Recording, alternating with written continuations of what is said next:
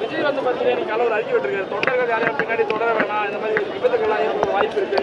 அதாவது சமூக ஊடகங்களில் நீங்க உங்கள் ஆட்கள் குற்றச்சாட்டு வைக்கிறது நடவடிக்கை இல்லை. இப்போ நாங்களே இன்றைக்கி கூட்டம், புது கூட்டம் சுற்றி உள்ள சோளிங்கரை சுற்றி இந்த ராணிப்பேட்டை மாவட்டத்தில் எவ்வளோதோ தொண்டர்களும் எங்கள் இயக்கத்தின் அனுதாபிகளும் வந்திருக்காங்க, ஆயிரக்கணக்கான பேர்.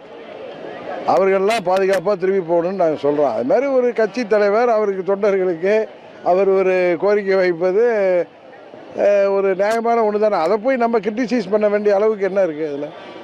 ஆனால் இல்லை, இப்போ அதாவது வந்து பார்த்தீங்கன்னா விஜய் இருக்காருங்களா, இப்போ அது தொடர்ந்து வந்து அதிமுக ரெண்டு பேருமே வீட்டுக்கு அனுப்பதான் நாங்கள் ரொம்ப செயல்படுறோம் அப்படின்றாரு. அதை பற்றி உங்களுடைய கருத்து? அதாவது இந்த ஆட்சியை வீட்டுக்கு அனுப்ப வேண்டும் என்பதில் இந்த ஆட்சி முடிவுக்கு கொண்டு வரணும்னா காரணம் இது மக்கள் விரோத ஆட்சி, தேர்தல் வாக்குறுதிகளை நிறைவேற்றாத ஆட்சி. இன்றைக்கு விவசாயிகள், அரசு ஊழியர்கள், ஆசிரியர்கள்